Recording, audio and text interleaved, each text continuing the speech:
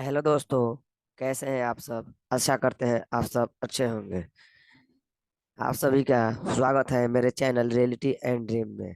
हम आप लोगों के लिए अलग अलग प्रकार के वीडियो बना के लेके आते रहते हैं। आज फिर हम एक नए टॉपिक पे आप लोगों के लिए वीडियो लेकर के आ गए हैं। तो आज हम बात करने वाले हैं कंस्ट्रक्शन सेफ्टी के बारे में। आखिर ये कंस्ट्रक्शन सेफ्टी होता क्या है, कंस्ट्रक्शन क्या होता है, और कंस्ट्रक्शन में क्या हैजार्ड होता है, क्या प्रिकॉशन होता है। तो दोस्तों, अगर आप एक सेफ्टी ऑफिसर हैं, या फिर एक फ्रेशर सेफ्टी ऑफिसर हैं, या फिर एक एक्सपीरियंस सेफ्टी ऑफिसर हैं, तो आपके साइट पे कहीं ना कहीं कंस्ट्रक्शन का काम चल रहा होता है। तो वहां पे वर्कर को कंस्ट्रक्शन सेफ्टी के बारे में क्या टीबीटी दीजिएगा, कैसे उसको इंडक्शन दीजिएगा, कैसे उसका हैजार्ड को समझाइएगा, कैसे प्रिकॉशन को समझाइएगा, सारा चीज कंप्लीट डिटेल इस वीडियो में बताने वाले हैं। तो आप सब बने रहिए इस वीडियो में, आगे हम एक एक पॉइंट करके आप सभी को क्लियर करते हैं। तो चलिए दोस्तों, स्टार्ट करते हैं। जैसे कि यहाँ पे देख रहे हैं कंस्ट्रक्शन। तो हम लोग पहले जानेंगे कि कंस्ट्रक्शन का मतलब क्या होता है। तो दोस्तों, आप लोगों को बता दें, कंस्ट्रक्शन का जो मतलब होता है वो होता है निर्माण कार्य। क्या होता है जी? निर्माण कार्य। फिर आगे कह रहा है, अब ये कंस्ट्रक्शन तो हम लोग जान लिए कि कंस्ट्रक्शन का मतलब होता है निर्माण कार्य। लेकिन अब जानेंगे इसका डिफिनेशन क्या कह रहा है। तो कह रहा है, it is defined as a making building, bridge, infrastructure by the combining the knowledge of art and science. कह रहा है कि आपका जो है एक कंस्ट्रक्शन क्या होता है, तो आर्ट्स और साइंस के मदद से, आर्ट्स और साइंस के मदद से, दोनों के मदद से हम लोग किसी बिल्डिंग का निर्माण करते हैं, किसी ब्रिज का निर्माण करते हैं, किसी इंफ्रास्ट्रक्चर का निर्माण करते हैं, तो उसको हम लोग कहते हैं कंस्ट्रक्शन। ठीक है दोस्तों। या फिर ये चीज define as making a building, इसको इस तरीके से भी हम लोग क्या कर सकते हैं, परिभाषित कर सकते हैं कि कह सकते हैं बिल्डिंग, ब्रिज, इंफ्रास्ट्रक्चर का जब हम लोग डेवलपमेंट करते हैं आर्ट्स और साइंस की मदद से, तो उसके हम लोग कंस्ट्रक्शन कहेंगे। मतलब कोई भी ऐसा निर्माण कार्य, ठीक है जी, कोई भी ऐसा निर्माण कार्य हो उसको हम लोग कंस्ट्रक्शन कहेंगे, जिसमें हम लोग आर्ट्स, जो भी अपना कला और विज्ञान के प्रयोग से अगर हम लोग कोई भी ब्रिज, इंफ्रास्ट्रक्चर, इंफ्रास्ट्रक्चर का मतलब होता है जो भी डेवलपमेंट का काम होता है, जैसे रोड हो गया, बिल्डिंग हो गया, आपका हॉस्पिटल हो गया, सिनेमा हॉल हो गया, ये सब जो भी जो है कि डेवलपमेंट का काम होता है उसको हम लोग इंफ्रास्ट्रक्चर कहते हैं। तो किसी भी इंफ्रास्ट्रक्चर का हम लोग डेवलपमेंट करते हैं अपने कला और विज्ञान की मदद से, तो उसको हम लोग कहेंगे कंस्ट्रक्शन सेफ्टी। अब कंस्ट्रक्शन, सॉरी, अब कंस्ट्रक्शन सेफ्टी का जहां तक बात करते हैं, तो जो हम लोग कंस्ट्रक्शन का एक्टिविटी करेंगे इसमें बहुत सारे खतरे आते हैं, तो उस सारे खतरों को बचाव को हम लोग करते हैं कंस्ट्रक्शन सेफ्टी। जब कंस्ट्रक्शन में होने वाले खतरों से हम बचाव करेंगे तो उसको हम लोग कहेंगे कंस्ट्रक्शन सेफ्टी। आगे हम लोग जानते हैं कि कंस्ट्रक्शन वर्क में क्या क्या हैजार्ड हो सकते हैं। ठीक है दोस्तों, तो ये टॉपिक आपके टीवीटी के लिए, सेफ्टी इंडक्शन के लिए, सबके लिए इंपॉर्टेंट होने वाला है। तो चलिए दोस्तों, आगे हम लोग देखते हैं। कह रहा है हजार ऑफ कंस्ट्रक्शन सेफ्टी। आखिर कंस्ट्रक्शन सेफ्टी में खतरा क्या क्या होता है भाई, बहुत इंपॉर्टेंट है जी। कह रहा है फॉल्टी स्ट्रक्चर डिजाइन। अब देखिए, जब हम लोग कंस्ट्रक्शन का काम कर रहे हैं, जब हम कोई भी निर्माण कार्य कर रहे हैं, कोई भी इंफ्रास्ट्रक्चर को डेवलप कर रहे हैं, कोई भी बिल्डिंग बना रहे हैं, तो उसका जो डिजाइन है, अगर वो खराब है, वो ठीक ठाक नहीं है, उसमें कहीं कमी है, तो हमारे लिए खतरा हो सकता है। ठीक है जी। जैसे आप लोग देखिए, घर बनाते हैं, उसका डिजाइन खराब हो जाता है तो आपका घर टूट सकता है, ढह सकता है, बहुत सारा प्रॉब्लम होता है। तो अगर डिजाइन खराब है तो हमारे लिए खतरा हो सकता है। आगे कह रहा है इम्प्रॉपर रिपेयर एंड मेंटेनेंस। ठीक है दोस्तों, तो अब देखिए, हम कंस्ट्रक्शन का जब काम करेंगे तो हमें बहुत सारे प्रकार का मशीनों का इस्तेमाल करेंगे, बहुत सारे प्रकार का इक्विपमेंट का इस्तेमाल करेंगे। जैसे मान के चलिए, हम कोई बिल्डिंग बना रहे हैं तो आप क्रेन का इस्तेमाल करेंगे, आपका जेसीबी का इस्तेमाल करेंगे। ठीक है जी, बहुत सारा मशीन का हम लोग इस्तेमाल करेंगे। तो अगर उसका समय समय में हम लोग रिपेयर मेंटेनेंस नहीं करेंगे तो वहां पे हमको खतरा हो सकता है। ठीक है दोस्तों। आगे कह रहा है प्लानिंग ऑफ इम्प्रॉपर प्लानिंग और लेआउट। अब देखिए, जो भी हम लोग निर्माण कार्य करने वाले हैं उसका प्रॉपर क्या है जी, हम लोग प्लानिंग, प्रॉपर योजना नहीं बनाए हैं, प्रॉपर लेआउट को तैयार नहीं किए हैं, प्रॉपर ढांचा को तैयार नहीं किया है, तो भी दिक्कत है, क्योंकि हमको पता नहीं रहेगा कि किस काम के बाद कौन सा काम करेंगे। है ना दोस्तों? तो आपको पता होना चाहिए कि कंस्ट्रक्शन में बहुत सारे एक्टिविटी एक साथ चलते हैं। कहीं पे बिल्डिंग का जो है कि वर्क एट हाइट हो रहा है, कहीं एक्सकवेशन हो रहा है, कहीं स्कैप होल्डिंग पे काम हो रहा है, कहीं हटवर्क हो रहा है। तो अगर हम लोग प्लानिंग नहीं करते हैं तो हमारे लिए खतरा है। आगे कह रहा है lack of supervision during the construction. ठीक है जी, अब कंस्ट्रक्शन के समय अगर हमारा सुपरविजन का कमी है, सही तरीके से देख रेख नहीं किया जा रहा है, तो भी खतरा है। क्योंकि दोस्तों पता है कंस्ट्रक्शन में एक साथ बहुत सारी एक्टिविटी होता है, आपको बताया ही है। जैसे अलग अलग एक्टिविटी अलग अलग जगहों पे होता है। तो अगर उसके लिए जरूरी है कि सब लोग सुरक्षित रहे, अच्छे तरीका से सुपरविजन किया जाए, अच्छा तरीका से देखरेख किया जाए। अगर ये इसमें कमी हो रही है तो वो हमारे लिए खतरा है, उससे जो है कि वर्कर को नुकसान पहुंच सकता है, काफी लोगों को नुकसान पहुंच सकता है। आगे कह रहा है standard and defective material of construction which do not satisfy the standard.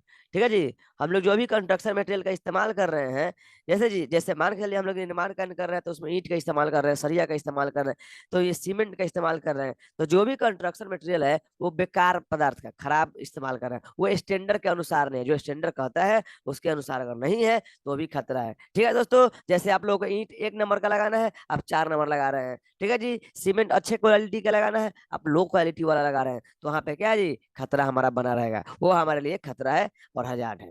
कह रहा है careless and irresponsibility responsibility of the workforce in the execution construction. ठीक है जी। अगर हम लोग क्या करते हैं जी, केयरलेस होकर के, असावधानी तरीका से, ठीक है जी, और गैर जिम्मेदार तरीका से हम लोग काम को करते हैं, कंस्ट्रक्शन एक्टिविटी में काम करते हैं, तो भी खतरा है। ठीक है दोस्तों। अब कोई व्यक्ति क्या कर रहा है जी, ड्रिंकिंग करके काम कर रहा है, कोई व्यक्ति क्या कर रहा है जी, हंसी मजाक कर रहा है काम के समय में, किसी को कोई जिम्मेदारी नहीं है, तो वहां पे खतरा हो सकता है। जैसे आप कोई भी काम करते हैं तो देखते हैं बिना जिम्मेदारी के करते हैं, तो वहां पे नुकसान होने की संभावना ज्यादा रहती है, तो भी हमारे लिए हजार है। अगर काम करने वाला जो वर्कर है, जो व्यक्ति है, जो काम करने का जो तरीका है वो असावधानी से हो रहा है, वो गैर जिम्मेदार तरीका से हो रहा है, तो उसको हम लोग कहेंगे वहां पे वो हजार्ड है। आगे कह रहा है electrocution due to overhead power line. ठीक है दोस्तों। अब पता आपको है कि जब भी हम लोग कंस्ट्रक्शन का एक्टिविटी करेंगे तो वहाँ पे इलेक्ट्रिक्यूशन हो सकता है। कैसे जी, तो हम लोग जब कंस्ट्रक्शन का काम करेंगे तो वहाँ पे बहुत सारे इलेक्ट्रिक से चलने वाले मशीनों का इस्तेमाल करेंगे, जैसे आपका वेल्डिंग मशीन हो गया, ठीक है जी, आपका पावर क्रेन हो गया। तो ये सब मशीनों का जब हम लोग इस्तेमाल करेंगे तो उसके लिए हम लोग इलेक्ट्रिक की आवश्यकता होगी, और उसके लिए हम लोग कहीं ना कहीं इलेक्ट्रिक वायर हम लोग लगाए होंगे, इलेक्ट्रिक का कनेक्शन दिए होंगे, ओवरहेड पावर लाइन भी हो सकता है, तो उसके वजह से हमको नुकसान हो सकता है। जैसे आप काम कर रहे हैं, ऊपर बिजली का पोल का जो बिजली का तार का खंभा गया है, और उसमें जो है कि आपका क्रेन का बूम सट सकता है, टच कर सकता है। ठीक है दोस्तों।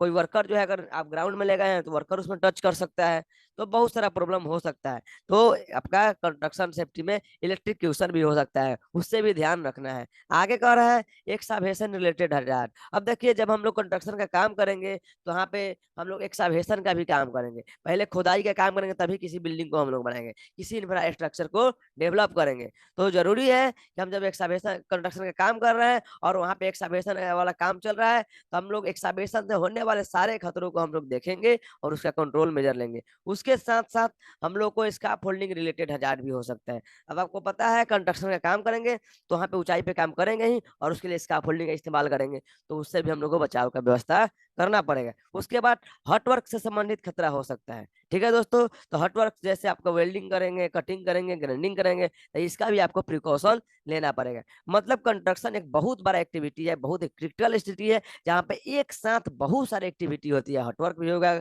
आपका एक्सकवेशन भी होगा, स्कैफोल्डिंग भी होगा। ठीक है दोस्तों। तो हमको सबको क्या करना पड़ेगा, सबका प्रिकॉशन लेना पड़ेगा। तो हम कह सकते हैं कि कंस्ट्रक्शन सेफ्टी में इतने सारे खतरे होते हैं। ठीक है दोस्तों। तो आप लोगों को समझ में आ गया होगा कि आखिर कंस्ट्रक्शन सेफ्टी में क्या क्या खतरा होता है। अभी हम लोग जानेंगे कि कंस्ट्रक्शन में क्या क्या प्रिकॉशन होते हैं। ठीक है दोस्तों। तो देखिए हम लोग प्रिकॉशन में बात करते हैं।